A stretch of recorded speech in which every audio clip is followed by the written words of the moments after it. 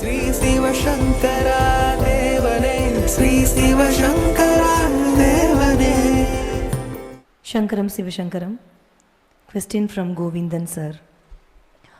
ஒரு ஞானியை எவ்வாறு அடையாளம் கண்டு கொள்வது என்று ரமண மகரிஷியிடம் ஒரு அடியவர் கேட்டபோது, ஒரு ஞானியை மற்றொரு ஞானிதான் சரியாக புரிந்து கொள்ள முடியும், மற்றபடி ஒரு ஞானியை ஒரு சாதாரண மனிதனால் புரிந்து கொள்ள முடியாது. ஏனென்றால் அவன் தன்னை மறைத்து கொண்டு சாதாரண அஞ்ஞானியைப் போலவே நடந்து கொள்வான் என்றும், யோக வாசிஷ்டம் ஒரு ஞானியின் லட்சணங்களை இவ்வாறுதான் விவரிக்கிறது என்றும் அவர் பதில் கூறியிருக்கிறார். பிறப்பிலேயே ஞான நிலையை பெற்ற ஒரு அவதார புருஷனான தங்களின் அடியொற்றி தொடர்ந்து பயணித்து வரும் எங்களை போன்ற அடியவர்கள் தங்களை இதுவரை புரிந்து கொள்ள முடியாமல் போனதற்கு நாங்கள் அனைவரும் இன்று வரை அஞ்ஞானிகளாக இருப்பதுதான் காரணமா? ரத்னாகர ரத்னாகரம் என்ற புஸ்தகம் ஒன்று இருக்கு. கேள்வி பதில் நவரத்ன மணிமாலை, ஆதிசங்கராச்சாரியா எழுதினது. அதில் அவர் ஞானம் குத அப்படிங்கிறார். ஞானம் என்பது என்ன அப்படி, ஞானத்தை யார் அறிந்திருக்காருன்னா அவன் தானே ஞானி. அதனால் ஞானம் குத அப்படின்னா சிவாய தேவங்கிறார். சிவன் என்ற பெயரால் எதை நீங்கள் அறிந்து வைத்திருக்கிறீர்களோ அதுதான் இஸ் ஈக்குவல் டு ஞானம் அப்படின்ற வார்த்தை சொல்கிறார். அப்போ வாட் இஸ் சிவா? அன்பே சிவம் ஆவது அறிகிறார், அன்பே சிவம் ஆவது அறிந்த பின் அன்பே சிவமாய் அமர்ந்திருந்தார். இப்போ லவ் பெர்சானிஃபைடு இருக்கு இல்லையா, அதுதான் சிவன் சொல்லக்கூடியது. ஒரு ஞானியை புரிஞ்சுக்கிறதுக்கு உனக்கு அவனுடைய வேஷமோ, அவன் கையில் விசிறி வச்சுருக்கானா, வாத்து வாட்டுற குச்சி வச்சுருக்கானா, புலித்தோல் கட்டின்னு சுற்றுறானா, ருத்ராட்சம் போட்டிருக்கானான்றதெல்லாம் தேவையே இல்லை. Whether is able to share is love with you அப்படின்னு புரிஞ்சிங்கன்னா போகிறோம். Whether is loving and caring. இப்போ கேரிங் அண்ட் ஷேரிங் தான் வந்து லவ்ன்றது. இதை புரிஞ்சுக்கிறதுக்கு பெரிய மூளையெல்லாம் தேவையில்லை இல்லையா. இப்போது ஒரு கோயில் நம்ம கட்டியிருக்கோம், எதுக்காக கட்டுறோம்? யான் பெற்ற இன்பம் பெருகை வையகம், நான் பெற்ற அந்த சந்தோஷம் உலகத்தில் எல்லாருக்கும் கிடைக்கணும்னு ஒரு மகான் நினைக்கிற போது அவன் இந்த மாதிரி கோயிலெலாம் கட்டுறான். இதெல்லாம் பாரு, இதுதான் லைஃபு அப்படிங்கிற மாதிரி. இப்போ இந்த கோயிலில் நீங்கள்லாம் வரீங்க, யார் வந்து தேர் பல்லக்கு இருக்குது, மேலே ராகவேந்திர கொண்டாடிக்கிட்டு இருக்கோம். இதெல்லாம் ஆன உடனே அலங்காரம்லாம் முடிஞ்சு எல்லாருக்கும் சாப்பிட்றதுக்கு கொடுக்குறாங்க, பாட்டு பாடுறாங்க, கேள்விக்கு பதில் சொல்கிறோம். இப்போ இதெல்லாம் புரிஞ்சுக்கிறதுல என்ன கஷ்டம் இருக்குது? ஆன்மீகம் என்பது என்னன்னு சொல்லி அரை மணி நேரம் லெக்சர் கொடுக்கறத விட ஆன்மீகம் இதுதான் சொல்லி உனக்கு புரிய வைக்கிறதுக்கான ஒரு ப்ராக்டிக்கல் டெமோ இருக்கு இல்லையா, அதை விட பெரிய விஷயம் எதுவாக இருக்க முடியும் உலகத்தில்? அதனால் மக்கள் எப்பயுமே புரிகிற ஒன்றத்தை விட்டுட்டு புரியாத ஒன்றை வச்சுக்கிட்டே இருப்பாங்க. அதுதான் இவங்களுடைய ப்ராப்ளம். ஒன்று ஈஸியாக கிடைக்குதுன்னா அது மேலே இவனுக்கு இன்ட்ரெஸ்டே இருக்காது. கமர்ஷியலாக இருக்கிற கோயில்களுக்கு நடுவில் நம்ம கோயில் நான் கமர்ஷியலாக இருக்குது. இங்கே தேர் இருக்குது, பல்லக்கு இருக்குது, யார் வேணால் சாமியை கும்பிடலாம், நீ ஒன்றுமே கொடுக்க தேவையில்லை, உனக்கு உட்காந்த இடத்துல பிரசாதம், கை கழுவு தண்ணி, உன்னுடைய எச்ச பிளேட் வாங்கிறதுக்கு ஆள், இவ்வளவும் ரெடி பண்ணி நம்ம வச்சுருக்கோம் இல்லையா. இங்கே எல்லாருக்கும் தனிப்பட்ட முறையில் அர்ச்சனை கிடையாது, தேர் பல்லக்குக்கெல்லாம் கட்டணம் கிடையாது. எல்லா மகான்களுடைய ஃபெஸ்டிவல்ஸையும் நம்ம இங்கே கொண்டாடிக்கினே இருப்போம்.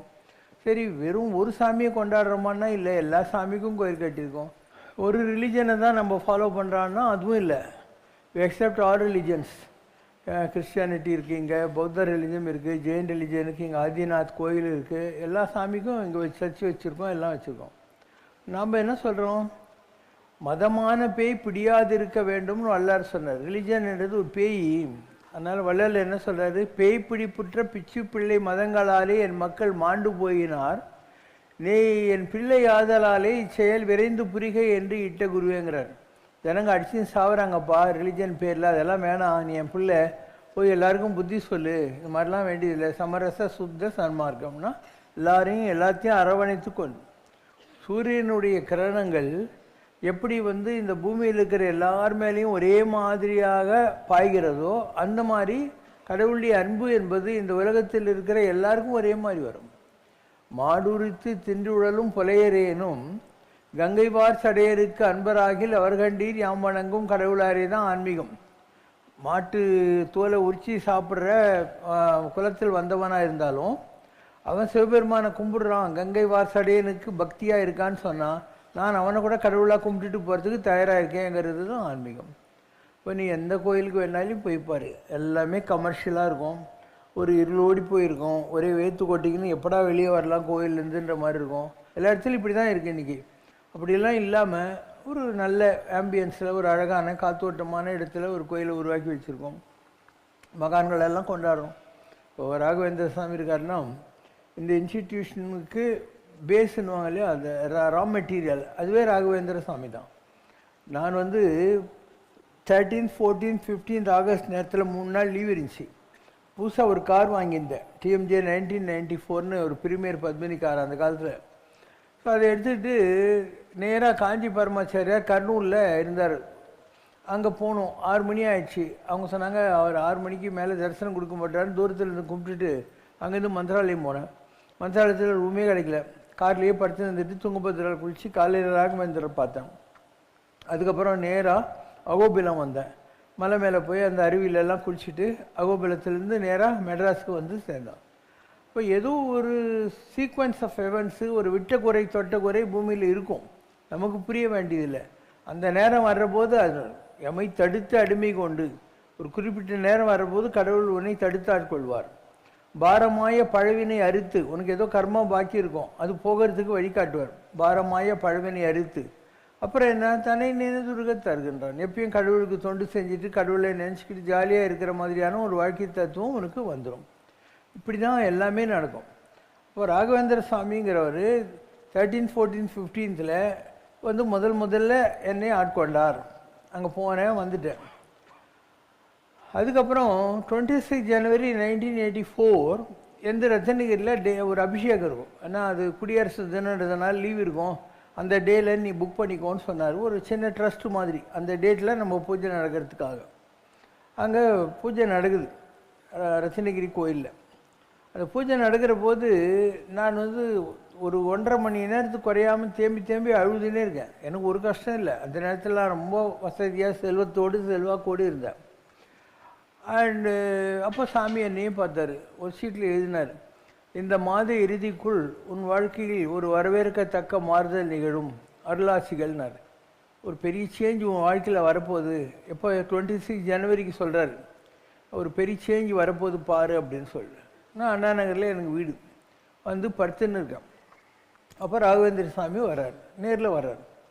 நேரில் உன் பந்த பாடுறா அப்படிங்கிறார். நானும் வரும் பக்கத்தில் நிற்கிறோம். என்னுடைய உடம்பு நான் எப்படி இருப்பனோ அதே மாதிரி அடைந்து கிடக்குது. உடம்புல இருந்து ஒரு 5 தலை நாகம் வெளியேறி பழனி முருகனுக்கு இடது பக்கத்தில் போய் நிற்கிது. அந்த நாகம் மறைஞ்சிட்டு தலையிலேருந்து கால் வரைக்கும் ஃபுல் கோல்டு இருக்கக்கூடிய ஒரு ரிஷியில் ஒரு மகான் தரிசனம் கொடுக்குறார். அவர் சொல்கிறார், பௌர்ணமிக்கு 8 ரூபா, 11 பௌர்ணமிங்கிறார். எங்கள் சித்தர்கள் பாஷையில் 8 ரூபான்னா அகல்ட் பவர்ஸ், அஷ்டமா சித்திகள்ன்றது. உனக்கு 11 பௌர்ணமிக்குள்ளே கொடுக்க போகிறோம் அப்படின்னு 2 மந்திரம் கொடுக்குறார். ஒன்று சடாட்சாரம், இன்னொன்று அஷ்டாட்சாரம். இந்த 26 ஜனவரி 84க்கு நான் வீட்டில் வந்தவுடனே அவர் அங்கே சொல்கிறார் ஒரு மாறுதல் நிகழ்வுன்ட்டு. இங்கே வந்தவுடனே இந்த தரிசனம் கிடைக்கிது. அதுக்கப்புறம் I could not be a normal person. எப்போ பாரு அழுவேன், உடம்பு போய் 10 அடி தடால்னு கீழே விழும், உடம்புல ஒரு அடி படாது, இப்படியே இருக்கும், சிங்கம் மாதிரி கத்திக்கின்னு இருப்பேன் எல்லாம். இது ஒரு எக்ஸசிக் லெவலுக்கு போயிட்டே இருந்தது. அப்போ 26 ஜனவரி 1984க்கு நம்ம ராகவேந்திரர் என்பவரால் ஆட்கொள்ளப்பட வேண்டிய ஒரு நிலை வருது. ஏன் அப்படின்னா, நம்ம மந்திராலயத்துக்கு போகிறோம் இல்லையா, அதுக்கு கனெக்ஷன் இருக்கும், இல்லைனா அங்கேயும் போகிறோம். அப்போ பார்த்து நம்ம அங்கேயும் போகிறோம். போகிறதுக்கு முன்னே பரமாச்சாரியர் இருக்கார் இல்லையா, அவருடைய பிளெஸ்ஸிங்கை வாங்கிக்கிட்டு ஏன் அங்கே போகிறோம். அங்கேருந்து ஏன் வரோம், அகோபிலம் இருக்கு இல்லையா, அதுதான் பிரகலாதன் நரசிம்மர் இருந்த இடம். அந்த பிரகலாதனாக இருந்த ஆள் தான் வியாசராயராகி ராகவேந்திரா வர்றார். அப்போ அந்த இடத்துக்கு நம்ம போகிறோம். இப்படி எல்லாத்துக்கும் கணக்கு இருக்கும், நமக்கே தெரியாது. இப்போ அதனுடைய போக்கில் பேரூராற்று படுவும் பனைபோர் நற்காட்சியை தெரிந்தான்னு ஒரு கட்டையை தூக்கி தண்ணியில் போட்டால் ஓடுற மாதிரி நீ வாழ்க்கையில் ஓடிக்கிட்டே இரு, எல்லாமே கரெக்டாக நடக்கும். அதனுடைய போக்கில் அதெல்லாம் நடந்துக்கிட்டே இருக்கும். இப்படி ஒரு பெரிய அனுபவங்கள் நமக்கு கிடச்சிது. இது என்ன அனுபவம் அப்படின்னு பார்க்குற போது, குடியாத்தத்தில் ஒரு ஆள் இருந்தான், சகாதேவன் ஆடின்னு சொல்லி, ஜிசி சம்பந்தம். அந்த ஆள்கிட்ட சகாதேவன் ஜோசியத்தில் கிங் இல்லையா, ஆனானப்பட்ட துரியோதனனே எந்த நேரத்தில் நான் களப்பலி கொடுத்து யுத்தத்தை தொடங்க நான் கெலிப்பேன்னு. அப்போ அவன் விரோதியாக இருந்தாலையும் கூட அவனுக்கு இந்த நாளில் நீ பண்ணு அமாவாசைக்கு அப்படின்னு சொன்னான் அப்படின்ற மாதிரி. அதை வேற பெருமையாக சொல்கிறான். துரியோதனன் என்கிட்ட ஜோசியம் கேட்டான், நான் அமாவாசை நீ களப்பலி கொடுன்னு சொல்லிட்டேன்னு. இவங்கெல்லாம் தலையில் அடிச்சுக்கிறாங்க, என்னடா இந்த மாதிரி பண்ணிட்டியே, சேம் சைடு கோல் அடிக்கிறியே அப்படின்னு. கிருஷ்ணர்கிட்ட சொல்கிறாங்க, இவன் இந்த மாதிரி பண்ணிட்டான்னு என்ன பண்ணுறது, என்றைக்கு அமாவாசைன்றார், நாளைக்கு. கிருஷ்ணர் ஒன்றும் பண்ணல, நேராக போய் இரண்யா நதிக்கரையில் உட்காந்து தர்ப்பணம் கொடுக்குறாரு. எல்லாரும் இவரை பார்த்து தர்ப்பணம் கொடுக்கறதுக்கு வராங்க. அப்போ மேலேருந்து சூரியன் சந்திரன் இறங்கி வராங்க. வந்து கிருஷ்ணா, உனக்கு தெரியாத சாஸ்திரமா, நாளைக்கு தானே அமாவாசை, இன்றைக்கி போய் நீ கொடுத்துட்டுருக்கியே அப்படின்னு. அப்போ கிருஷ்ணர் சிரிச்சிங்கன்னே சொல்கிறார், அமாவாசைன்னா என்ன, சூரியன் சந்திரன் ஒன்றாகிறது, நீங்கள் ஒன்று தானே வந்துக்கிறீங்க, அப்போ இன்றைக்கி தானே அமாவாசை அப்படின்னாராம். யோசனை பண்ணிப்பார். ஸோ இப்படி ஒரு கடவுளுடைய அனுகிரகம் இருந்தால் நாளும் கோளும் நம்மளை என்ன செஞ்சுருங்கிற மாதிரி. அபிராமி பட்டர்னு ஒருத்தர், அவர் கண்ண மூடின்னு திருக்கடையூரில் அபிராமி கிட்டே உட்காந்துருக்காரு. அப்போ அந்த நாட்டினுடைய ராஜா வந்தால் ஒரு குருக்களி எந்திரிச்சு மரியாதை செய்யணும். இவர் ஒன்றும் மரியாதைலாம் செய்யலை. அவன் என்னான்றான், இவர் அப்படி தாங்க எப்பயும் அபிராமி கூட மனசுக்குள்ளேயே குடும்பம் நடத்தின்னு இருப்பார் அப்படின்னு சொல்லிட்டு. இப்போ இவர் சும்மான இரு, அவனுக்கு என்ன பண்ணுறேன் பாருன்னு, இன்றைக்கி என்ன நாளுன்றார். அன்றைக்கி அமாவாசை, ஆனால் இவர் என்ன சொல்கிறாரு, பௌர்ணமி அப்படின்றார். ஏன்னா அவருக்கு அம்பாள் தான் தெரியுறா, அதனால் ஜெகஜோதியாக இருக்கிற அம்பாளுடைய தரிசனத்தில் பௌர்ணமின்றார். இன்றைக்கி மாத்திரம் பௌர்ணமி இல்லைன்னு பாரு, உன் கழுத்தை வெட்டி போடுறேன்ட்டான். நாள் கண்ணு முடிச்சோடனே எல்லாரும் இப்படி பண்ணிட்டு, ஒன்றும் கவலைப்படாது, நான் சொல்ல, அவள் தானே சொன்னான், அபிராமி சொன்னான், பார்த்துக்கலாம் அப்படின்னாரு. அன்றைக்கி சாயந்தரம் அபிமா பார்க்குறா, எல்லாரும் கூடி இருக்காங்க, இருந்தாலும் கழுத்து வெட்ட போனான் ராஜான்ற மாதிரி. ஏன்னா அன்றைக்கி அமாவாசை. அப்போ அம்பாள் என்ன பண்ணுறா, தன் காதில் இருக்கக்கூடிய தாடங்கம் பண்ணுவாங்க, அதை எடுத்து இப்படி வீசுறா. பார்த்தா ஆகாசில் நிலவு மாதிரி தெரியுது. அப்போ அமாவாசையும் பௌர்ணமியானது அன்றொரு நாள் இரவில். அமாவாசையும் பௌர்ணமியானது அன்றொரு நாளிரவில், அந்த அபிராமி பட்டர் வார்த்தை வென்றது அன்னையவள் தயவில். அமாவாசையே அறியா வண்ணம் ஆனந்த பெருவெளியில், இங்கே ஒவ்வொரு நாளும் பௌர்ணமியானது சங்கரன் தன்னொளியில், சிவசங்கரன் தன்னொளியில். இது சம்ரஷ்ண பாட்டு. அப்போது யார் கடவுளை முழுதுமாக நம்புகிறார்களோ அவங்களுக்கு அமாவாசை பௌர்ணமி ஆகலாம், பௌர்ணமி அமாவாசை ஆகலாம். சில நேரத்தில் நாம் எந்த கடவுளை நம்புகிறோமோ அவன் நம்மளை காப்பாற்றுவான். ஜெயத்ரதன் ஒருத்தன், அவனை சாயந்தரம் அஸ்தமனத்துக்குள்ளே நான் கொலை பண்ணுறேன்னு அர்ஜுன சபனம் பண்ணுறான், இல்லைன்னா நெருப்பில் போயிடுறேன்றான். ஸோ துரியோதனாதிகள் என்ன பண்ணுறாங்க, ஒரு மலை குகைக்குள்ளே கொண்டு போய் அவனை ஒழிச்சு வச்சுட்டு எல்லாரும் காவல் இருக்காங்க. சாயந்தரம் அஸ்தமனம் வரைக்கும் இவனை வெளியே வர விடக்கூடாது, அப்போ அர்ஜுனன் செத்துப்பிடுவான் நெருப்பில் அப்படிங்கிற மாதிரி. அப்போது கிருஷ்ணருக்கு என்ன பண்ணுறதுன்னு தெரியல. அதனால் தன்னுடைய சக்கராயத்தை இது பண்ணுறாரு, சூரியன் அது மறைக்குது. உடனே அஸ்தமனம் வந்துடுச்சுன்ட்டு அவங்கெல்லாம் வெளியே வர்றாங்க. ரெட்டியாக அவனை வச்சுருக்காரு, அம்பு விட சொல்கிறாரு, அவனை கொண்டு வர்றாங்க. இப்படி கடவுள் நினச்சா என்ன வேணால் நடக்கலாம். எந்த ஒரு திதி, எந்த நட்சத்திரம் எதுவும் கடவுளுக்கு ஒரு பொருட்டே அல்ல. இது மாதிரி நம்ம புராணங்களில் 1008 உதாரணங்கள் எல்லாம் இருக்குது. அப்போ அந்த சகாதேவ நாடின்னு ஒன்று இருக்குதுன்னு சொன்னேன் இல்லையா, அந்த நாடியில் வருது, என்ன வருதுனாக்கா, மாதிரி உடலோன் தானே உயிரோன் தானே நோக்கொட்டி பார்த்துட்டான். உடலுக்குள்ளவன் யார், சிவசங்கர். உயிரோன் யார், ராகவேந்தர். அப்போ சிவசங்கர் பாபாவுக்குள்ளே இருக்கக்கூடிய ஆத்மா அந்த நேரத்தில் ராகவேந்தர். அப்போ உடலோன் தானே உயிரோன் நோக்கொட்டி பார்த்திட்டான். பார்த்திடவே பலன் தாழ்வல்ல. பார்த்ததுனால என்ன நடக்கும் அப்படின்னா, நடமுறும் நாக நடையொட்டி, அப்போ ராகுதசை நடந்துட்டு இருந்தது. பார்ப்பனன் சேர்க்கை தன்னால், அந்த குருன்றது யார், அந்தணன், வேதங்கள் எல்லாத்துக்கும் அதிபதி. இந்த ஆளுக்கு ஒரு தெய்வீக அனுபவமெல்லாம் கிடைக்க போகுது இந்த மாதிரி கிடைச்சதுனால. அப்போ உடலோன் தானே உயிரோன் நோக்கட்டி பார்த்திட்டான், பார்த்திடவே பலன் தாழ்வல்ல. ஆவியோன் அட்டமுற்று திட்டமதாய் தெரிவித்திட. ராகவேந்தர் இந்த உடம்புக்குள்ள, அட்டம்னா சரீரம், கன்ஃபார்ம் பண்ணார். பூர்வத்தோன் பிறை குறை வர, இதுக்கு முன்னால் இருந்த பூர்வ புண்ணியாதிபதியாக சந்திரன் கிட்ட இருந்த ஒரு குறை, அதனால் விளக்கப்பட்டு பூர்வத்தோன் உடலோன் தானே உயிரோன் நோக்கட்டி பார்த்திட்டான். வருகையுறும் பார்ப்பன நடையொட்டி பார்ப்பனன் சேர்க்கை தன்னால் பல்லிடை சேர்த்திடானும் சென்று புண்ணிய லீலைகளை நிகழ்த்திடுவான். இவருடைய வாழ்க்கையில் குருதசை வர்றபோது எல்லா கோயில்களுக்கும் போவார்.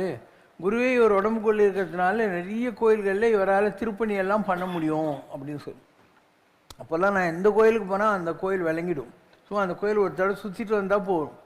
அப்படி எவ்வளோ கோயில்கள் வந்துச்சு. செப்டம்பர் மாதத்தில் கும்பாபிஷேகம்னு வல்லக்கோட்டையில் சொன்னேன், யாரும் நம்பலை. ஏன்னா நான் சொன்னபோது ஜூன் மாதம் ஒன்றுமே கிடையாதுங்க. ஆனால் அதே மாதிரி நடந்தது. வித்தின் 3 months வல்லக்கோட்டை கும்பாபிஷேகம் நடந்தது. எத்தனையோ கோயில்களில் அப்போது ரொம்ப அற்புதமான விஷயங்கள் எல்லாம் நடந்தது. இதெல்லாம் ஏன் அந்த மாதிரி நடக்குதுன்னா சொல்கிறேன் இல்லையா, உடலுக்குள்ளவன் சிவசங்கரன், உயிருக்குள்ளவன் இல்லை ஆத்மாவுக்கு உள்ளவன் ராகவேந்திரர், அவன் சரீரத்துக்குள்ளே வந்து கன்ஃபார்ம் பண்ணான், அதனால் இந்த நிகழ்ச்சிகள் எல்லாம் நடக்குது அப்படின்னு. இது என்னுடைய ஒரு அனுபவம். அங்கே மந்திராலயம் போகிறோம், வர்றோம், அழுகிறோம், அழுதால் உன்னை பெறலாமேங்கிற மாதிரி அந்த டெத் எக்ஸ்பீரியன்ஸ் வர்றது. அதுக்கப்புறம் இந்த மாதிரி அற்புதங்களெல்லாம் நடக்க ஆரம்பிக்குது.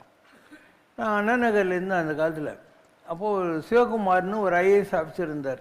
எங்கள் திருவள்ளம் கோஆபரேட்டிவ் சுகர் மில் எம்டிஆர்லாம் இருந்தார். அந்த மாதிரி அவர் சொன்னார், வாங்க இங்கே மெய்கண்ட தேவன் ஒரு ஐஏஎஸ் ஆஃபீஸர் இருக்கார் கவர்மெண்ட் எஸ்டேட்டில், இந்த அண்ணா சாலைக்கு பேக் சைடில் சில்ட்ரன்ஸ் தியேட்டர்லாம் இருந்தாங்க.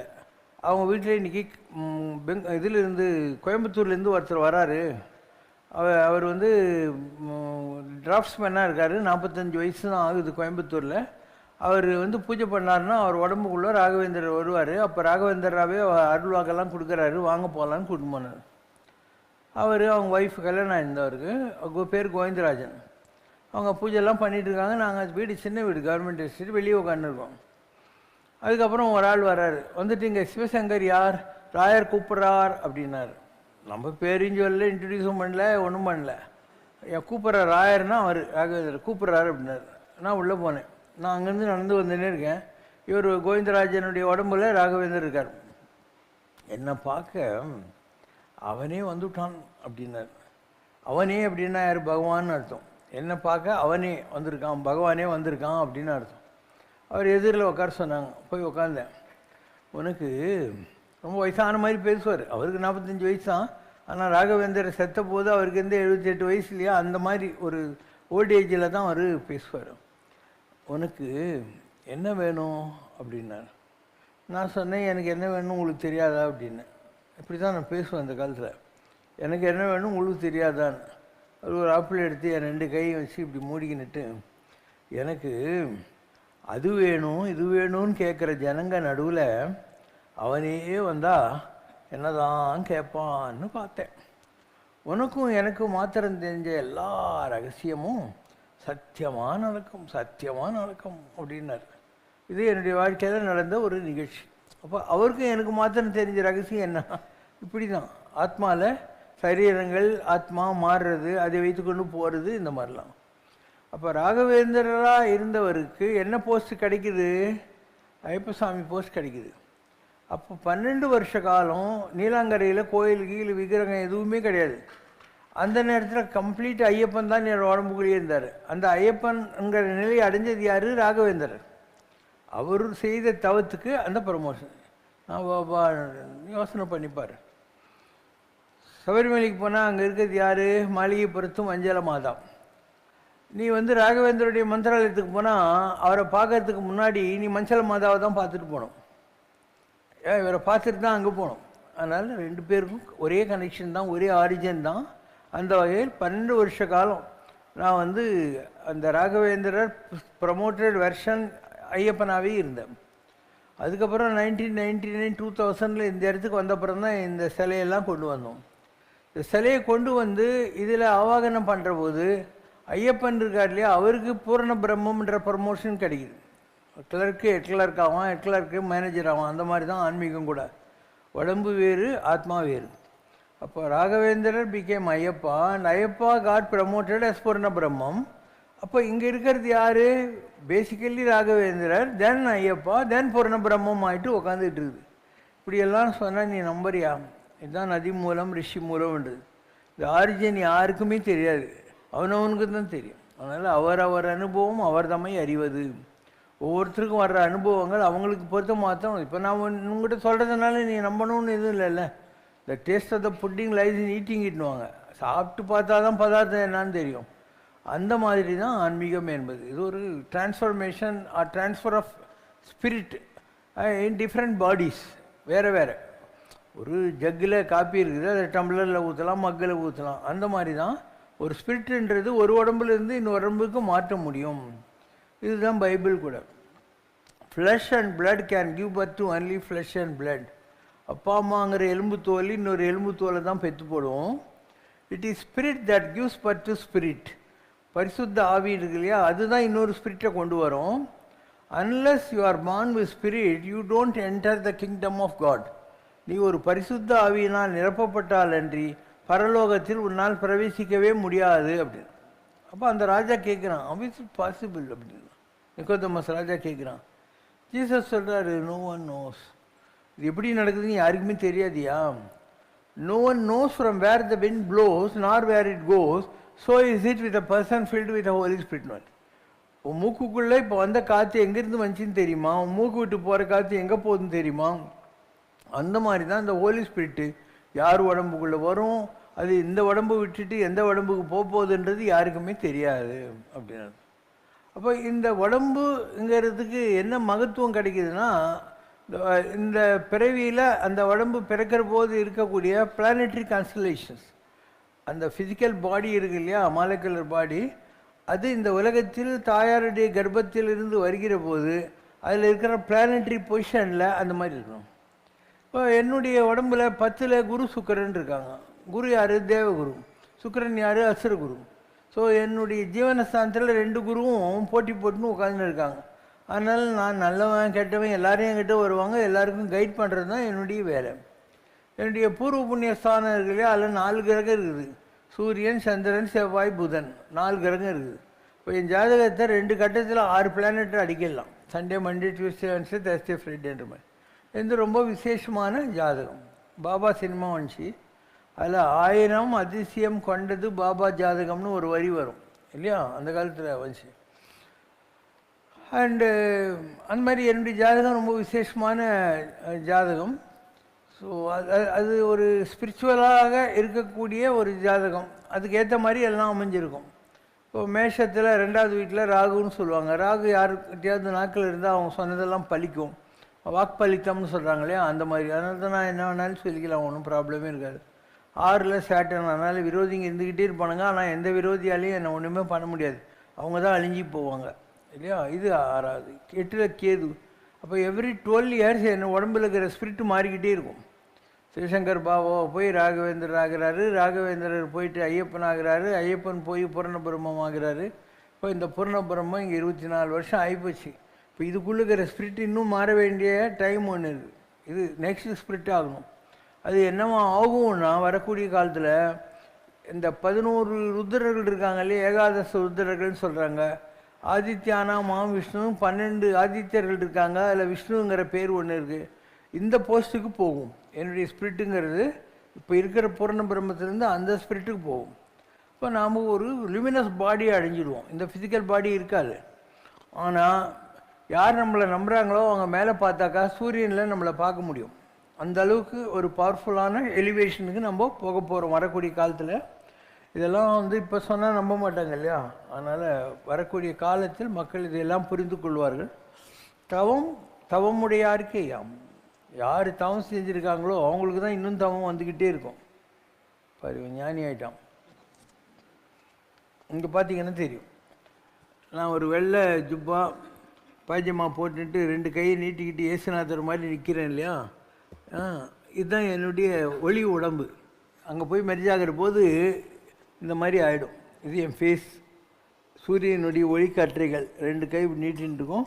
இங்கே வந்து பட்டு வேஷ்டி ஜுப்பாவோடு நம்ம உட்காந்துன்னு இருக்கோம். நான் வாயில் சொன்னாக்கா நம்ப மாட்டீங்க இல்லையா. பாரு, சயின்டிஃபிக் எவிடன்ஸே கொடுக்குறோம். இந்த ஃபோட்டோ யார் எடுத்தாங்க? நம்ம இவங்க இருக்காங்களே, கௌசல்யா மேடம். அவங்க ஒரு நாள் இந்த மாதிரி நான் பேசினுக்கிற போது எடுத்துருக்காங்க. அதில் வந்து படம் இருக்குது. அப்போ நான் சொல்கிறது நிஜம்தாங்கிறதுக்கு நீங்களே தான் எவிடன்ஸ் கொடுக்குறீங்க, நான் எதுவுமே கேட்குறது இல்லை. அவங்க எடுத்த படம் தான். இப்படி பல அதிசயங்கள் உலகத்தில் இருக்குது. இதெல்லாம் உனக்கு தெரிஞ்சதுன்னா நீ ஆத்ம ஞானின்னு அர்த்தம். உனக்கு இது தெரியலன்ற வரைக்கும் நீ என்ன நினச்சிருப்ப? உன் கண்ணுக்கு அது வாய் முகு போட்டுங்கிற ட்ரெஸ்ஸை வச்சு அந்த குப்புசாமி முன்சாமி மங்காத்தா தான் நீ நினச்சின்னு இருப்ப. ஸோ சரீரம் வேறு, ஆத்மா வேறு. அந்த ஆத்மாவை தெரிஞ்சுக்கிட்டவன் ஆத்ம ஞானி, தெரியாதவன் அஜ்ஞானி. இவ்வளோதான் 2 பேருக்குள்ள வித்தியாசம்.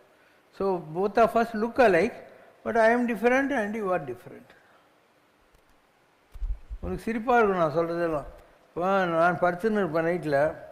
நல்லா ஒரு 6-6.25 அடி உயரத்தில் நல்லா ஆஜானு பாகுவாக இருக்கிற ஒருத்தர் வந்து என் பெட்டில் அதெல்லாம் வந்து ஹவுஸ் கீப்பிங் பண்ணுறாங்கல்ல, அந்த மாதிரி அதெல்லாம் தட்டுவார்.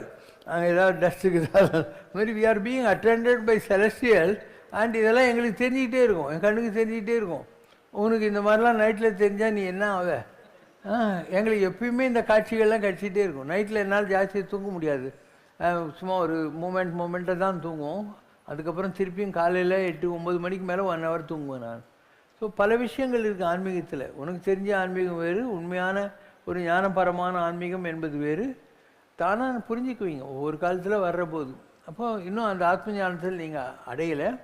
ஆத்ம ஞானத்துக்கு ப்ரீரெக்விசிட்னா வாழ்கிற காலத்திலேயே இந்த உடம்பில் இருக்கிற ஸ்பிரிட்டு வெளிப்படணும். உடம்பு வேறு ஆன்மா வேற பிரியணும். அந்த மாதிரி பிரிஞ்சால் அதுதான் எக்ஸ்பீரியன்ஸ் ஆஃப் டெத்துன்னு சொல்கிறது. அந்த மரண அனுபவம் அப்படிங்கிறது அப்படி தான் வரும். உடம்புக்குள்ளே இருக்கிற ஆத்மா தனியாகவும் உடம்பு தனியாகவும் பிரியணும். அந்த மாதிரி அனுபவங்கள் வர்ற போது உனக்கு நான் சொல்கிற பாஷெல்லாம் புரியும். அதுக்கப்புறம் என்ன ஆகும்? இப்போ இந்த உடம்பு இருக்குது, இதில் ஒரு நாலேஜ் இருக்குது. எதை பற்றி கேட்டாலும் ஏதோ தெரியும். நம்ம உலகம் முறை சுற்றி இருக்கோம், ஒரு இன்ஸ்டிடியூஷனை க்ரியேட் பண்ணியிருக்கோம், ஏதோ கொஞ்சம் படிச்சிருக்கோம், பலவிதமான அனுபவங்கள் இருக்கிறதுனால இந்த உடம்பு அந்த ஆத்மாவுக்கு பிடிச்சிருக்கு. எவ்வளோ நாளைக்கு இந்த உடம்பு அந்த ஆத்மாவுக்கு சூட் ஆகுமோ அவ்வளோ நாள் இந்த உடம்புக்குள்ளே இருக்கும். உடலுக்குள் உத்தமன் ஒரு பொருள் கண்டேன், எனவே உடலை ஓவாது ஓம்புகின்றேனேன். இப்போ துணி கீஞ்சி போச்சுன்னா அதை தூக்கி போட்டுப்பேன். துணி நல்லா இருந்தால் திருப்பி போட்டுக்குவேன், இல்லை இஸ்திரி போட்டு. அந்த மாதிரி இந்த உடம்பு எவ்வளோ நாளைக்கு நல்லா இருக்கோ அதை திருப்பி திருப்பி போட்டுக்கும் அந்த ஆத்மா. என்றைக்கு இந்த உடம்பு கீஞ்சி போச்சோ, இன்னும் தேராதுன்ற மாதிரி ஒரு நிலையை அடைஞ்சிடுதோ, அப்போ அந்த ஆத்மா இந்த உடம்பு விட்டுட்டு வேற உடம்பு, இந்த சட்டை விட்டு வேறு சட்டைக்கு போயிடும். ஸோ சட்டையை மாற்றுற மாதிரி தான் இந்த உடம்பை ஆத்மா மாற்றும். இந்த உடம்புக்கு ஒரு இம்பார்ட்டன்ஸும் கிடையவே கிடையாது. ஆத்மா தான் அனித்தியமானது, அதுதான் all pervading, all knowing, all powerful. உடம்புல ஒன்றுமே கிடையாது. எல்லார் உடம்பும் ஒரே மாதிரி தான். யாருடைய உடம்பு இருந்தாலையும் அந்த உடம்புக்குள்ள ரூல்ஸு எல்லாருக்கும் உண்டு. ரமண மகரிஷிக்கும் கேன்சர் வரும், ராமகிருஷ்ணனுக்கு கேன்சர் வரும், பரமாச்சாரியாரும் கண்ணாடி போடுவார், அவருக்கும் கிரானிக் அல்சர் வரும், ராம் சுரத்குமார் சாமிக்கும் கேன்சர். எல்லாரும் கஷ்டப்படுவாங்க அந்த உலகத்தில். அதனால் உடம்பை பற்றி நீ கண்டுக்காத. உடம்புக்குள்ளே இருக்கிற அந்த ஒளி இருக்கு இல்லையா, அதுதான் ரொம்ப இம்பார்ட்டன்ட். அப்போ நீ அதை காப்பாற்றணும். ஒரு வீடு நல்லா பெருக்கி மொழிகி சுத்தமாக இருக்குன்னா அந்த இடத்துக்கு நீ போவ.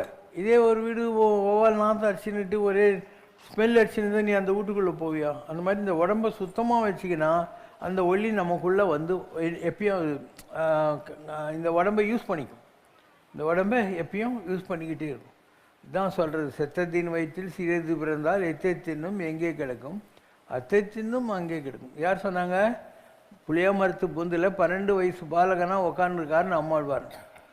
ராமரை தேடி மதுரை கவி ஆழ்வார் அயோத்திக்கு போகிறார். அங்கே குரல் கேட்குது, நான் ராமர் அயோத்தியில் இல்லை, ஒரு ஒளி பின்னால் வரும், அது போடணும். இது எங்கேருந்து கிளம்புனாலும் அந்த தமிழ்நாட்டுக்கு வருது. ஆழ்வார் திருநகரி திருச்செந்தூர் கிட்ட இருக்கு இல்லையா, அங்கே போகுது. ஒரு புளிய மரத்து பொந்துக்கிட்ட போய் நின்று போகுது. இவர் என்னடான்னு பார்த்தா உள்ள ஒரு பையன் தவத்தில் உட்காந்துருக்கான். அவன் சும்மா விளையாடுங்கிறான்னா என்னென்னு பார்த்து ஒரு கல் எடுத்து போடுறாரு. உடம்பு கொஞ்சம் அசையுது. உயிரோடு தான் இருக்கான். இவன் முட்டாளா இல்லை நிஜமாகவே ஞானியாக பார்க்கலான்ட்டு இவர் கேட்குறாரு. செத்தத்தின் வயிற்றில் சிறிது பிறந்தால் எத்தை தின்னும் எங்கே கிடக்கும். இந்த உடம்பு செத்து போகிற விஷயம். இதுக்குள்ளே சிறியதுன்னா ஆத்மா. அது வந்ததுன்னா எங்கே கிடக்கும், எதை சாப்பிடும். உள்ளேருந்து குரல் கேட்குது, அத்தை தின்னும் அங்கே கிடக்கும். அப்போ முதுமை என்பது என்ன? ஒரு பச்சை பால்வடியும் முகத்தோடு நீ பிறந்த இந்த உலகத்தில் குழந்தையா. இன்றைக்கி உனக்கு தாடி மீசை எல்லாம் வந்துடுச்சு, வயசாகிடுச்சு உங்களுக்கெல்லாம். அப்போ அந்த வயசுங்கிறது என்ன? உங்களுக்குள்ளே இருக்கக்கூடிய ஆத்மா உங்கள் சரீரத்தை சாப்பிட்டுன்னு இருக்குது, கரையான் அரிக்கிற மாதிரி உங்கள் உடம்பு. அதுதான் முதுமை என்பது. அதனால் ஒரு பிறக்கிற போது எல்லாருமே ஒரு இன்னசென்ட் காட்லைக்காக தான் பிறக்கிறோம். Child is the father of மேனுங்கிற மாதிரி. வளர வளர இந்த உடம்பு இருக்கு இல்லையா, அது தேர்றதில்லை. அதுக்கு ஒரு குறிப்பிட்ட நேரம் வரைக்கும் இந்த உடம்பு யூஸ் பண்ணிக்கிட்டு இருக்கிற ஆத்மா அதுக்கப்புறம் வேறு ஒரு உடம்புக்குள்ளே தன்னை மாற்றிக்கொள்ளும். இதெல்லாம் ஆத்ம ஞானம்னு சொல்கிறது. நாமெல்லாம் செய்கிறதுக்கு என்ன பேர்? அன்ன விசாரம்னு பேர். எங்கே தோசை கிடைக்கும், எங்கே சப்பாத்தி கிடைக்கும், இது மாதிரிலாம் அலையிறோம் இல்லையா, அதுக்கு அன்ன விசாரம்னு பேர். உண்மையான விசாரம் என்ன? ஆத்ம விசாரம். நான் யார், இந்த உலகத்தில் ஏன் பிறந்தேன், எதுக்காக பிறக்கிறேன், இதுலேருந்து தப்பிக்க முடியுமா, இந்த மாதிரியான எண்ணங்களை எல்லாம் நீ போட்டியானா அதுக்கு ஆத்ம விசாரம் பேர். அப்போது அன்ன விசாரம் வேறு, ஆத்ம விசாரம் வேறு. இப்போத்துக்கு நீங்கள்லாம் இருக்கிறது அன்ன விசாரத்தில் இருக்கிறீர்கள். இதுக்கு பின்னால் தான் ஆத்ம விசாரம் வரும். Once you get satisfied with this world with relationships, கல்யாணம், குழந்தை, குட்டி, பேரு, புகழ், பேங்க் பேலன்ஸ், வீடு கட்டிக்கிறது, ஸ்கூட்ரு வாங்குறதெல்லாம் முடியணும். இதெல்லாம் முடிஞ்சு இவனுக்கு போறியான்ற மாதிரி ஒரு நிலை வந்துடும். You won't have any interest in this world. ஏன்னா அற்றது பற்றெனில் உற்றது வீடு. எந்த ஒரு பந்த பாசமும் இல்லைன்னா மோட்சம் வந்துச்சுன்னு அர்த்தம். மற்ற பற்று என்றின் பாதமே பாவித்தேன், பெற்றத்தால் பிறந்தேன் இனி பிறவா வரமே இல்லேன். ஏதோ அம்மா அப்பா பெற்று போட்டாங்கன்னு பிறந்து தொலைஞ்சிட்டேன். இப்போ எல்லா பற்றையும் விட்டுட்டு கடவுளே ஒன்றை மாத்திரம் நான் பிடிச்சிக்கிட்டு இருக்கிறேன், ஆனால் இனிமேல் பிறக்க மாட்டேன் அப்படின்னு அர்த்தம். ஸோ யார் ஒருத்தன் பற்று இல்லாத நிலையை அடைகிறானோ அவன் மோட்சத்துக்கு தயாராகிட்டான்னு அர்த்தம். இந்த பற்று இருக்கிற வரைக்கும் அவனுக்கு திருப்பி திருப்பி பிறவி வந்துக்கிட்டே தான் இருக்கும். அவனுக்கு என்னென்ன ஆசைகளோ இந்த பிறவியில் நிறைவேறலைன்னு இன்னொரு தடவை உலகத்தில் வருவேன். அப்போ அந்த ஆசைகளை நிறைவேற்றுறதுக்காக தான் அந்த பிறவி வருது. எண்ணங்களே இல்லாத ஒரு வாச்சா மகோச்சரம், ஒரு பிளாங்க் மைண்ட் வந்துச்சுன்னு வை, அப்போது உனக்கு திருப்பியும் பிறவி வராது. அந்த பிறவி வராத நிலை நீ எப்படி அடைவே? இந்த உலகத்தில் தான் அடைவே. எங்கேயோ போய் இன்னொரு ஊரில் தங்குற மாதிரி கிடையாது. அதெல்லாம் இந்த உடம்புலேருந்து ஆத்மா பிரிஞ்சிடும். பிரிஞ்ச உடனே ஆத்மா இந்த உலகத்தில் எப்போ வேணா இருக்கும். ஏதாவது ஒரு கோயில் சிலையில் வந்து உட்காந்துக்கும், ஒரு நதியாக மாறலாம், இல்லை ஸ்டாராக மாறலாம் கேலக்சியில், அந்த மாதிரி. இப்போ துருவன்ன்றது யார்? பூமியில் பிறந்த ராஜகுமாரன், அவன் துருவ நட்சத்திரம் ஆகிட்டான். வசிஷ்டருடைய மனைவி பேர் என்ன? அருந்ததி. இன்றைக்கி நீங்கள்லாம் கல்யாணம் ஆன உடனே அம்மி மெச்சி அருந்ததி பார்க்குறீங்க, ஏன்னா அவன் நட்சத்திரம் ஆகிட்டான், அருந்ததி நட்சத்திரம் ஆகிட்டான். அந்த மாதிரி உலகுயிர் திரளெல்லாம் ஒளி நெறி பெற்றிடுங்கிற மாதிரி நீ நட்சத்திர கூட்டத்தில் ஒருத்தனாகலாம். 11 ருத்ரர்கள் இருக்காங்க, அதில் ஒருத்தனாகலாம். 12 சூரியர்கள் இருக்காங்க, அதில் யாராவது ஒருத்தனா நீ மாறலாம். அதுதான் கிருஷ்ண பரமாத்மா சொல்கிறது, ருத்ரானாம் சங்கர சாஸ்மி. 11 ருத்ரர்கள் இருக்கிறார்கள், அதில் நான் சங்கரன் என்ற பெயரால் அறியப்படுகிறேன். ஆதித்யானாம் அகம் விஷ்ணு. 12 சூரியர்கள் இருக்காங்க, அதில் நான் விஷ்ணு என்ற பெயரால் அறியப்படுகிறேன். இதுதான் ஆன்மீகம். அதனால் உலகுயிர் திரளெல்லாம் ஒளி நெறி பெற்றிடன்னா நீ ஏதோ ஒரு நட்சத்திரமாவ, இல்லை ஆதித்யனாவ, ருத்ரனாவ, இல்லை ஏதாவது ஒரு கோயிலில் போய் உன் கெப்பாசிட்டிக்கு ஏற்ற மாதிரி உட்காந்துக்கின்னு இருப்ப. அந்த கோயிலுக்கு வர்றவங்கெல்லாம் உனக்கு படையல் போட்டு பூஜை பண்ணுவாங்க. அவங்க குறைகளை நீ தீர்த்து வைப்ப. அந்த கோயிலில் இருக்கிற தெய்வத்துக்கு அதை தீர்க்கிற அளவுக்கு தவம் இல்லைன்னா அது அதை விட பெரிய நிலை இருக்கிறவங்க போய் எனக்கு அவன் படையல் போட்டான், பூஜை பண்ணியிருக்கான், அவனுக்கு இது மாதிரி ஒரு குறை இருக்குது, தீர்த்து வைன்னு கேட்கும். அதை விட பெரிய ஆஃபீஸருங்கிட்ட போகும். கிருஷ்ணர் அதான் சொல்கிறார் பகவத்கீதையில், there are semi gods and demi gods. ஜனங்க சீக்கிரம் ரிசல்ட் வேணுங்கிறதுக்காக இந்த செமி காட்ஸ் டெமி காட்ஸ் கிட்ட, சிறு தேவதைகள் கிட்ட போகிறாங்க. ஆனால் அவங்களுக்கு தெரியாது அந்த தேவதைகளும் எங்கிட்ட தான் வந்து வரம் வாங்கி இவங்களுக்கு கொடுக்குறதுன்னு தெரியாது அப்படிங்கிற வார்த்தையை கிருஷ்ணர் பகவத்கீதையில் சொல்கிறார். அந்த மாதிரி இது ஒரு பெரிய சயின்ஸு. இந்த சயின்ஸுக்கு என்ன பேர்? Spiritual science. ஆன்மீகம் சம்மந்தப்பட்ட விஷயம், ஆன்மா ஆன்மீகம் சம்மந்தப்பட்ட விஷயம். நீங்கள் படிக்கிறது இருக்கு இல்லையா மெடிக்கல் காலேஜ் லேபரேட்டரியில், அது வந்து நார்மலாக நீ படிக்கிற பயாலஜி. இதில் எங்கே கண்ணு காது என்ன ஆப்ரேஷன் பண்ணுறது, எங்கே ஊசி போடுறது, இதெல்லாம் தெரிஞ்சுன்னா உடம்பு சம்மந்தப்பட்டது. அது எந்த டாக்டராலையும் 100% க்யூர் பண்ண முடியும்லாம் கேரண்டி கொடுக்க முடியாது. எந்த டாக்டராவது 100% நான் க்யூர் பண்ணிடுறேன்னு சொல்ல பாசிபிள் கிடையாது. அப்படி யாருக்காவது ஒரு ஆசையான டாக்டர்னு பேர் இருந்தால் கூட அவன் கடவுளை நம்பியிருப்பான், ப்ரே பண்ணியிருப்பான். இல்லைன்னா அவனால் க்யூர் எல்லாம் பண்ணவே முடியாது. கடவுள் நினைச்சா தான் க்யூர் எல்லாம் நடக்கும். அடுத்த கேள்வி.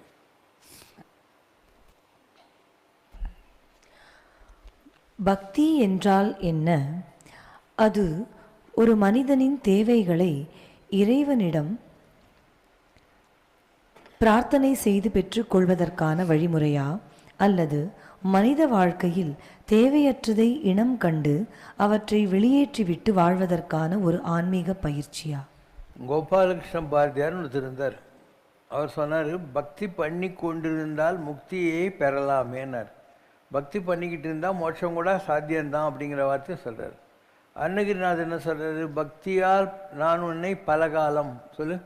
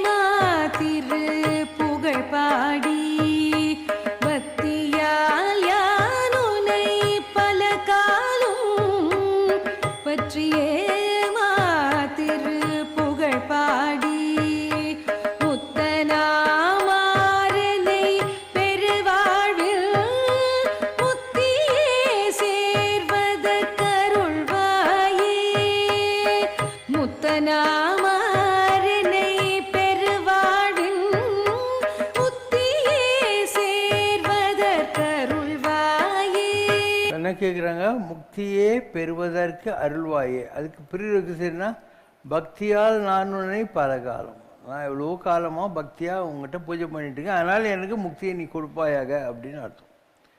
அப்போ முக்திங்கிறது என்ன? லிபரேஷன். What is liberation? இந்த உடம்புன்ற ஜெயிலிருந்து ஆத்மாவை பிரித்து கொண்டு போகக்கூடியது. இப்போ பக்தின்னா என்ன? நாம் கடவுள்கிட்ட வைக்கிற லவ். நீங்கள் உங்கள் குழந்தைங்கக்கிட்ட மற்றவங்ககிட்ட வச்சா அதுக்கு பாசம்னு பேர். ஒரு பயாலாஜிக்கலாக ஒரு ரிலேஷன்ஷிப் ஹஸ்பண்ட் மைண்ட் அப்போ இந்த மாதிரி போகுதுனாக்கா தட் இஸ் பயாலஜி. காதல்னு வச்சுக்கலாம், அதை ஒன்றும் ப்ராப்ளம் இல்லை. பாசம்னு வச்சுக்கலாம். அப்போ ஆசையராய் பாசம் விடாய், ஆசை விட மாட்டேன்ற, பாசத்தை விட மாட்டேன்ற, நெஞ்சமே சீச்சி உனக்கு என்ன வாய், இதெல்லாம் விட மாட்டேங்கிறேன்ற மாதிரி. அப்போது மற்ற பற்றி என் பாதமே பாவித்தேன், பெற்றத்தால் பிறந்தேன், இனி பிறவா வரம் எய்துவேன். எல்லா பற்றையும் விட்டுட்டு நாம் கடவுளிடத்தில் வைக்கக்கூடிய பற்று இருக்கு இல்லையா, அதுக்கு தான் பக்தின்னு பேர். அது பக்தி என்பது கடவுள்கிட்ட நாம் வைக்கக்கூடிய ஒரு அப்சல்யூட் லவ், அதுதான் பக்தின்னு சொல்லக்கூடியது. It's a definition. ஸோ அந்த பக்தி பண்ணி கொண்டிருந்தால் முக்தியை பெறலாமேன்னு கோபாலகிருஷ்ணன் சொல்கிறார். இப்போ பக்தின்றது என்ன? நிறைய இருக்குது. நெஞ்சே நிலை பெறுமாறு நீ உருப்படணும்னு சொன்னியானா நெஞ்சமே நீ என்ன பண்ணும்? ஒவ்வொரு நாளும் பொழுது புல்லுறதுக்கு முன்னாடி ஒழுங்காக குளி, அதுக்கப்புறம் சாமி கோயிலுக்கு போ, அங்கே வந்து கோலமெல்லாம் போடு, பூ கட்டி கொடு, படி.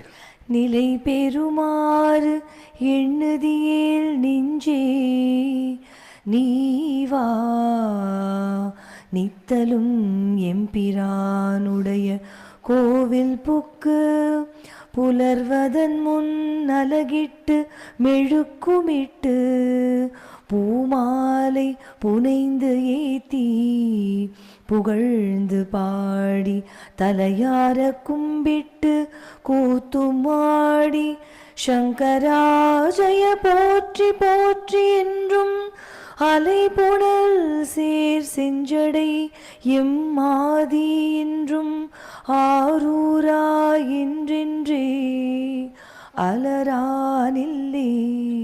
அந்த அளவுக்கு நீ கமிட்டட் ஆகிட்டு கோயிலுக்கு போய் கோலம் போடுறது, உழவு மைக்கிறது, சாமிக்கிட்ட பாட்டு பாடுறது, இதெல்லாம் நீ செஞ்சுக்கிட்டே இருந்தியானாக்கா நீ வந்து அந்த கடவுளுக்கு மிக நெருக்கமானவராக அணுக்க தொண்டர்னு சொல்லுவாங்க. ரொம்ப க்ளோஸ் ப்ராக்சிமிட்டிக்கு கடவுள்கிட்ட நீ போயிட்ட அப்படின்னு அர்த்தம். அப்போது ஒரு ஆள் இருந்தார். அவர் தாயாருடைய இதில் உட்காந்துருந்தார் இடுப்பில். அப்போது வடநாட்டு சாமியார் ஒருத்தர் வந்தார், காரைக்குடி பக்கத்தில். அப்போது உன் பேர் என்ன அப்படின்னு சொல்லி கேட்குறாங்க. அவர் வந்து தன்னுடைய பேரை ஆண்டவர் அப்படிங்கிறார். அது என்ன ஒரு குழந்தை போய் ஆண்டவர்னு சொல்கிறீங்களேன்ட்டு. ஏன் திருவாரூரில் இருக்கக்கூடிய சிவம்பேர் ஆரூரன், அவருக்கு பூஜையெல்லாம் பண்ணின சுந்தரமூர்த்தி நாயனார் ஆரூரர், கையிலே ஆரூரர் தோழமாயே அப்படின்னு. அந்த மாதிரி அவர் கடவுள், அந்த கடவுளை நான் ரொம்ப கும்பிட்டுருக்கேன், அதனால் அவர் ஆண்டவன் ஆண்டவர் அப்படின்னார். அதனால் பாகவதன் என்பவன் பகவானை விடவும் பெரிய ஆள். ஒரு பக்தன் இல்லைன்னா பெருமாள் உட்காந்து என்ன பண்ணுவார்? கோயிலில் ஈவோட்டின்னு தான் உட்காந்துப்பார். So a bhaktan is a very rare commodity and it's very difficult for even God to get a good bhakta. சரியான ஆள் கிடைக்கிற அவ்வளோ ஒன்றும் ஈஸி கிடையாது. கண்ணப்பன் ஒப்பதோர் அன்பினால் கண்ணப்ப வல்லேன்னு அல்லேன். கபாலீஸ்வரர் கோயிலில் சிவபெருமான் கண்ணில் ரத்தம் வந்துச்சுன்னா அந்நியனை உன் கண்ணை பிடிங்க ஒட்ட போகிற.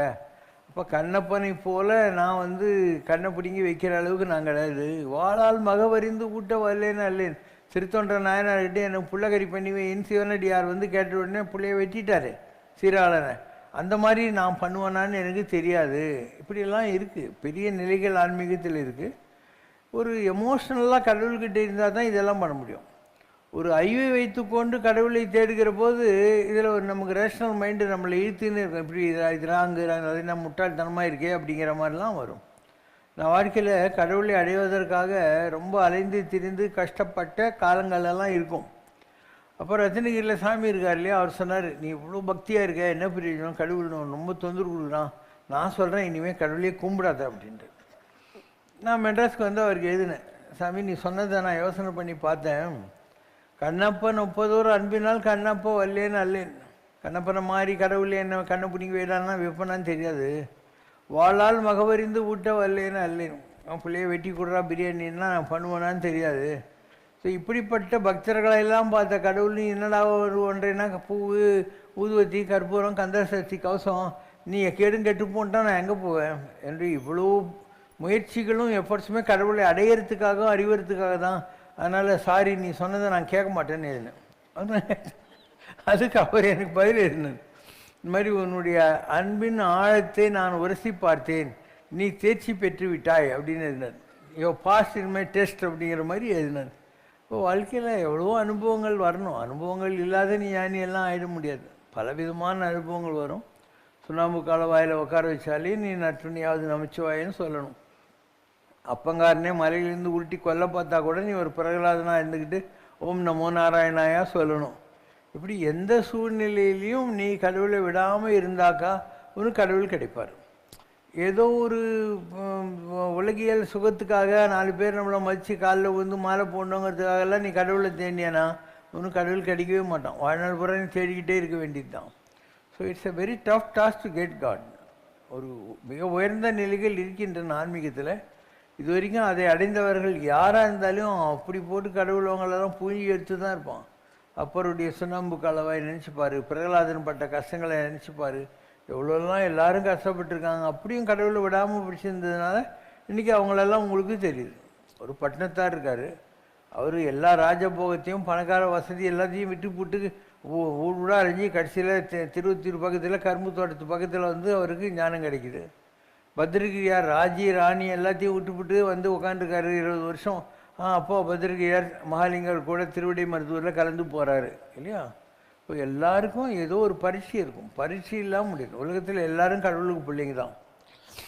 ஏதவன் ஊர் ஏதவன் பேர் யார் விட்டார் யார் அயலார், ஒரு நாமும் ஓர் உருவம் இல்லாருக்கு 1000 திருநாமம். அதனால் எல்லாரும் கடவுளுக்கு வேண்டியவங்க தான். இதில் கடவுள் எப்படி தான் ஒரு ஆளுக்கு வந்து ப்ரமோஷன் கொடுப்பான். ஒரு 10ஆம் கிளாஸில் 30 பேர் படிக்கிறாங்க. அவங்க பரீட்சை எழுதி மார்க் வாங்கினா தானே அதில் யார் செகண்ட் ரேங்க்கு யார் ஃபஸ்ட் கிளாஸ்ன்னு தெரியும். பரீட்சை எழுத மாட்டோம் எல்லாருக்கும் கொடுத்துடணுன்னா முடியுமா? அந்த மாதிரி கடவுள் இந்த உலகத்தில் இருக்கிற 500 கோடி ஜனங்களில் யார் வேண்டியவங்க யார் வேண்டாதவங்கன்னு டெஸ்ட் பண்ணி பார்க்குறதுக்கு தான் இந்த பக்தியினுடைய ஆளலாம். ஸோ அதில் நீ பாஸ் ஆகணும். பாஸ் ஆனியானா யூ வில் கெட் க்ளோரிஃபைட். இப்போ நம்ம அப்பர் மாணிக்க வாசகத்தில் நான் சொந்தம்னா உனக்கு தெரியுது. வைஷ்ணவத்தில் 12 ஆழ்வார்கள் ஆண்டாள் இவங்கெல்லாம் உனக்கு தெரியுது. ஒரு இயேசுநாதர் தெரியுது, புத்தர் தெரியுது, ராகவேந்தர் தெரியுது, சிடி பாபாவை தெரியுது. ஏன்னா அவங்கெல்லாம் பாஸ் ஆனோம். அந்த மாதிரி நீயும் பாஸ் ஆனியானா உன்னை 4 பேருக்கு தெரியும். இல்லைன்னா நீ உலகத்தில் எத்தனையோ பேர் வந்துட்டு போயிட்டாங்க. கணம் கணம் தோன்றி கணம் கணம் மறையும் பிணம் பலர், பிறந்தார் என்போர் புகழுடன் சிறந்தார். அப்பப்போ பொந்து செத்துன்னு இருக்குது இல்லையா. அதெல்லாம் போனோம். யார் புகழோடு வாழ்கிறார்களோ அவங்க தான் இந்த உலகத்தில் பிறந்ததுக்கு மீனிங் இருக்கும். அப்போ மனோன்மணியம் சுந்தரம் பிள்ளை சொல்கிறாரு, இந்த இகழுடம்போ இந்த உடம்பு சுடுகாட்டுக்கு போகும்போது எரிக்க போகிறாங்க பதிக்க போகிறாங்க. ஸோ இந்த உடம்பு முக்கியம் கிடையாது.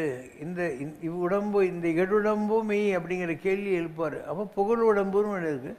அந்த புகழ் உடம்பு என்பது ஏதாவது சாதனை பண்ணுறது போதும், எல்லா விதமான பரீட்சைகளில் நாம் தெரிவெடுத்த பின்னாலையும் அது வரும். ஸோ நான் ஒரு ஊஞ்சலில் இப்போ உட்காந்து அடிச்சுட்டு இருக்கேன். ஸோ இந்த நிலைகளை அடையிறதுக்கு நான் எவ்வளோ கஷ்டப்பட்டுருக்கணும் இல்லையா. ஊஞ்சல் உட்காந்து ஏதோ ஒரு கேள்விக்கு பதில் சொல்லின்னு உட்காந்துருக்கோம். ஒரு அமைப்பு உருவாக்க முடியுது, எல்லாம் நல்லதையும் சொல்ல முடியுது, செய்ய முடியுது. இப்போ இந்த ஒரு ப்ரெரோகேட்டிவ்ன்றாங்க இல்லையா, எல்லாருக்கும் இருக்குது. நீங்கள் முயற்சி பண்ணலை, நான் முயற்சி பண்ணேன். நீங்கள் இதுக்கு முயற்சி பண்ணீங்களா இல்லையா. You wanted to be materialistically successful and prosperous. You never wanted to get into this type of a God relationship. அதுக்கு நீ தேடல. இன்னும் எப்போ தேடுறியோ அப்போ உனக்கும் கிடைக்கும். God is waiting. கடவுள் வெயிட் பண்ணிட்டு இருக்கிறான், தேட மாட்டானான்னு சொல்லி. தேடுறதுக்கு ஆளுங்க இல்லைன்றது தான் உண்மை. ஓம் ஜெய் சிவசங்கரரே சுவாமி ஜகத் பரிபாலகரே ஆதி சங்கர அவதாரா அநாத ரக்ஷகரே. ஓம் ஜெய் சிவசங்கரரே. அன்னையும் தந்தையும் நீரென்றறிந்தும் அன்பில் நனைகின்றோம் சுவாமி, அன்பில் நனைகின்றோம். ஆசானும் இறையாகிய தேவா நின்னடி பணிகின்றோம். ஓம் ஜெய் சிவசங்கரரே. கைலையை பன்முறை வலம் வந்தாய் ஓ கருணாகர கீர்த்தி, சுவாமி கருணாகர கீர்த்தி மகிழையில் நின்று வரம் தருகின்றாய் மங்களகர மூர்த்தி ஓம் ஜெய் சிவசங்கரரே. ஆனந்த சாகரம் தனிலம்மையாழ்த்தும் அற்புத அருள் ஜோதி சுவாமி அற்புத அருள் ஜோதி. ஆரத்தி செய்து பாடி மகிழ்ந்தோம் அருள்வாய் பரஞ்சோதி ஓம் ஜெய் சிவசங்கரரே. நாராயண நாராயண ஓம் சத்யநாராயண நாராயண நாராயண ஓம் நாராயண நாராயண ஓம் சத்யநாராயண நாராயண ஓம் சத்யநாராயண நாராயண ஓம் ஓம் ஜெய் சிவசங்கரரே. அம்மையோடு அப்பனென வந்தவர்க்கு மங்களம் ஆசானும் தெய்வமுமாயானவர்க்கு மங்களம் இத்தரை துயர்கள் எல்லாம் தீர்ப்பவர்க்கு மங்களம் ஈஸ்வராவதார சிவசங்கரர்க்கு மங்களம்.